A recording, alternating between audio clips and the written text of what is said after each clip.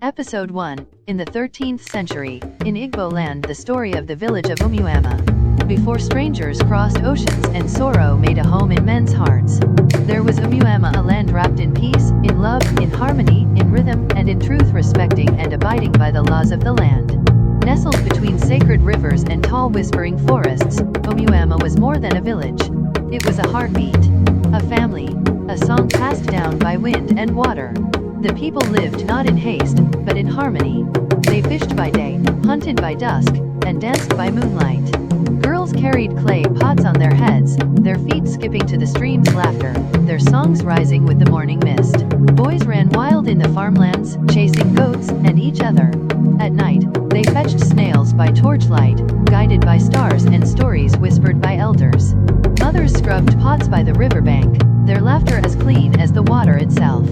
Fathers carved masks for the coming season, for when spirits would dance again in the masquerade.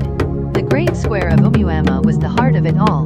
There, the villagers gathered to share kola, hear the town crier's booming voice, and sweep the grounds together with pride.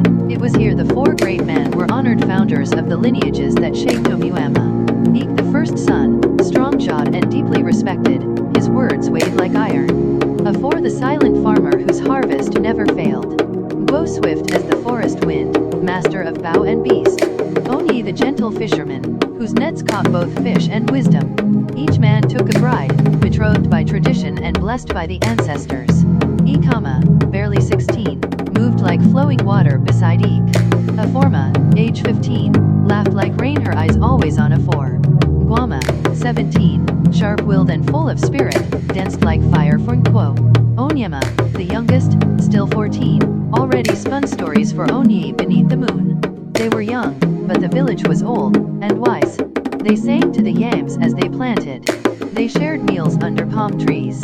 They told stories with drums, and believed in things bigger than themselves. Masquerades roared in the festival seasons, tall, mysterious, covered in feathers and bones, speaking the language of the ancestors. And all was well. But peace, like a river, sometimes meets a bend it cannot see.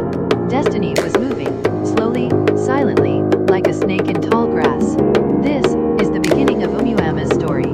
End of episode 1. Please, if you do find this story interesting, please do well to like, comment, share and subscribe to my YouTube channel for the upcoming episodes.